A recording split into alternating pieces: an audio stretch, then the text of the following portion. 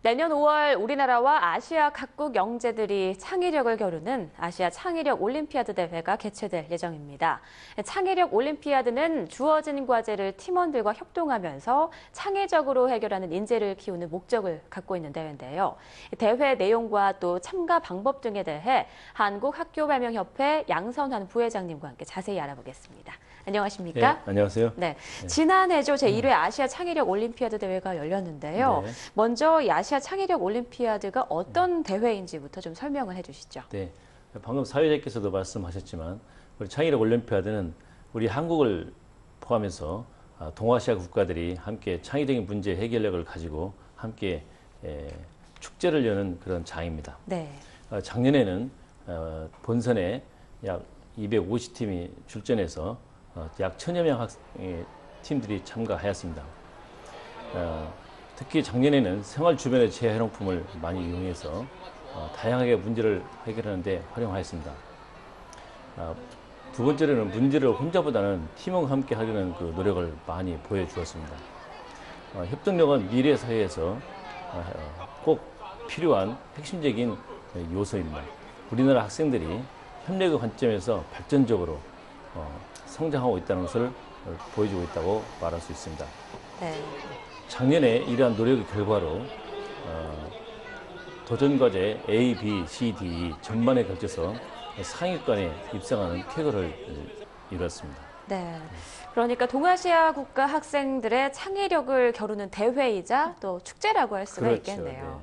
네. 그런데 조금 전에 말씀해 주신 것처럼 도전 과제 5개인 걸로 알고 있는데요. 네. 도전 과제에 대해서 좀 각각 설명을 좀 해주실 수 있을까요? 네, 설명드리겠습니다. 네. 도전 과제는 유치원을 포함해서 총 6개가 있는데요. 네. 중학생, 고등학생, 대학생 그리고 초등학생까지 포함해서 어떤 수준이었든지 학생들이 참가할 수가 있는데요. 도전과제 A는 기계공학 분야이고 B는 과학 분야, C는 예술 분야, D는 즉흥공연 분야, 마지막으로 도전과제 E는 구조공학 분야로서 구조물을 제작해서 발표하는 것입니다. 네. 제가 자세히 말씀드리면 요 영역을 거치지 않나. 도전과제 A는 상자 안에 오래 제시된 문제가 보이지 않는 물체를 찾아서 이동시키라는 과제입니다. 팀에서 제작해야 할 것은 대상 물체 10개와 이것을 넣어서 보관 상자에 넣어서 16개 중에서 10개의 대상 물체를 넣고 출발 구역에 놓으면은 그 이동 장치를 팀에서 제작한 걸 가지고 그것을 대상 물체를 탐색하고 꺼내고 그래서 이것을 종료선 너머까지 이동시키는 그 과제입니다. 네. 도전과제 B는 과학 분야인데요. 극한 환경에서 살아남아라 라는 과제입니다. 이 과제는 실제 우리 생활 주변에 존재하고 있는 극한 환경을 하나 찾아서 극한 환경에 살아남기 위해서 팀에서 기계나 장비 그리고 도구를 제작해서 공연으로 발표하는 것입니다. 세 번째 그 도전과제 C는 예술 분야인데요. 팀원들이 살아있는 만화를 보여주는 것입니다. 외국에 그린 예술 작품을 팀에서 하나 선택해서 시각적 특징을 기초로 해서 공연으로 발표하는 것인데요. 이 분야는 세 개의 패널이라고 하는 것을 제작하는데 이 패널은 공연 과정에서 어느 한 순간에 동작을 정지하고 그리고 침묵을 유지하면서 그 순간에 만화 형태로 공연을 보여주는 것입니다. 네. 그 패널은 세 개로 구성되어 있는데 하나는 문자, 글자, 그리고 기호, 숫자 등으로 된 그 텍스트 패널 그리고 기계 장치를 이용해서 하는 패널 이렇게 2개를 포함해서 총 3개로 스토리를 만들어서 발표하게 됩니다. 네 번째로 도전과제 D는 즉흥 공연 분야인데요. 과거인과 현대인이 함께 대소동에 대처하라라는 주제입니다. 네, 재밌네요. 네, 그렇죠.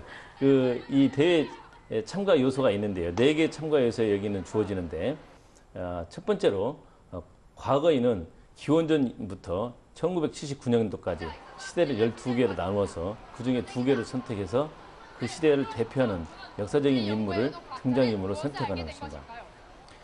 두 번째로 대소동은 지금 현재 살고 있는 그 섬이 가라앉고 있다. 그리고 또 하나는 끼고 있던 안경이 태풍에서 사라졌다. 이 두 개 중에서 하나 선택하는 것을 네. 대소동으로 하고 있습니다. 세 번째로는 즉흥 분장을 하는 요소인데요. 즉흥 분장은 동물 또는 괴물을 이용해서 현장에서 직접 즉흥 분장해서 보여주는 겁니다. 마지막으로 현재인을 등장시켜야 되는데요. 현재인은 1980년대 이후로 현재까지 현재 실제 존재하고 있는 그런 인물을 등장인물로 출연시켜서 이 네 가지 요소를 스토리로 융합시켜서 결부시켜서 네. 공연으로 발표하는 것입니다. 굉장히 고난도군요. 이게 좀 어렵습니다. 네. 도전과제 2는 구조공학인데요. 주제가 장력을 견디는 구조물을 만들어놔입니다. 구조물을 만들 재료는 접착제, 천연나무, 그리고 낚시줄만을 이용해서 제작하는데요. 그 무게가 제한이 있어요. 초등 참가팀은 120g 이내, 그다음에 중학생은 80g, 고등학생은 40g, 그리고 대학생은 20g 이내로 제작하게 되고요. 구조물의 높이는 19.1cm에서부터 22.9cm 이내로 제작을 하게 됩니다.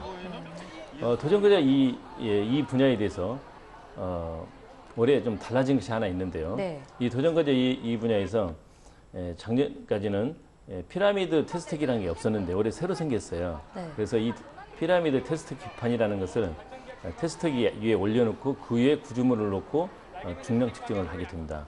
그래서 이 도전과제 2에 도전하는 그 참가팀은 이 점에 유의하고 이 피라미드 테스트기는 미국 본부에서 창의력 본부에서 10월 말에 한국에 보내주면 우리 한국발명협회에서 도전과제 2 참가팀에게 배부할 예정입니다.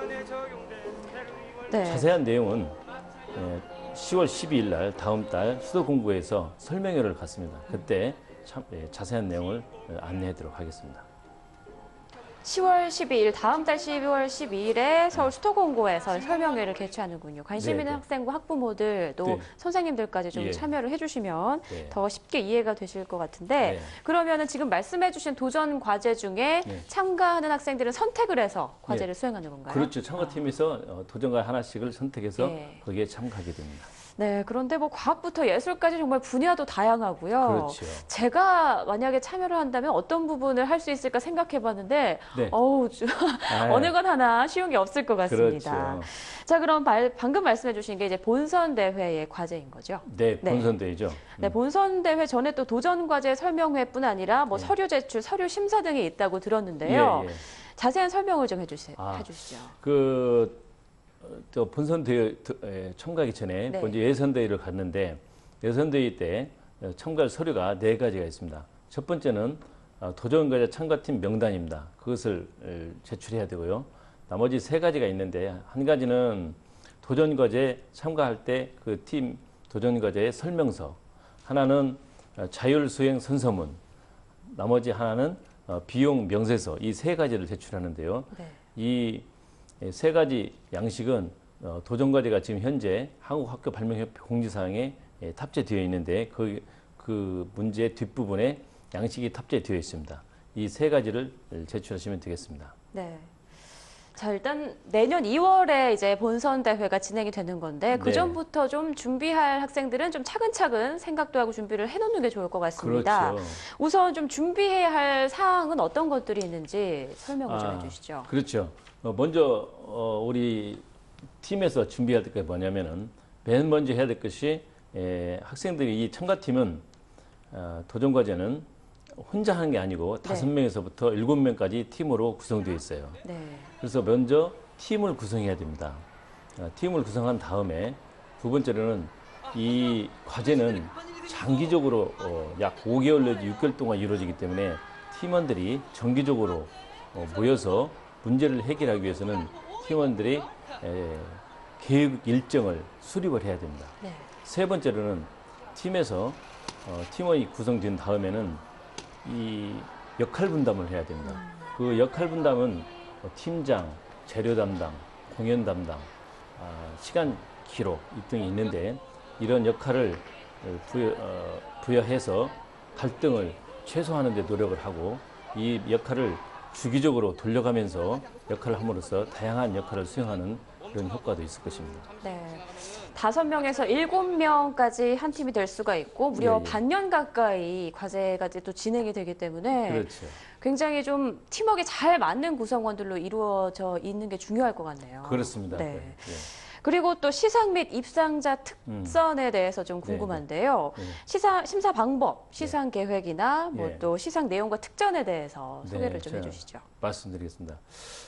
먼저 우리 창일 올림피아드 평가 방법은 우리 각 도전 과제별로 심사단들이 5명씩 구성되어 있습니다. 네. 2명은 문제 해결 과정을 전체적으로 얼마나 창의적으로 문제를 해결했는가를 전체성을 보는 심사위원이 있고요.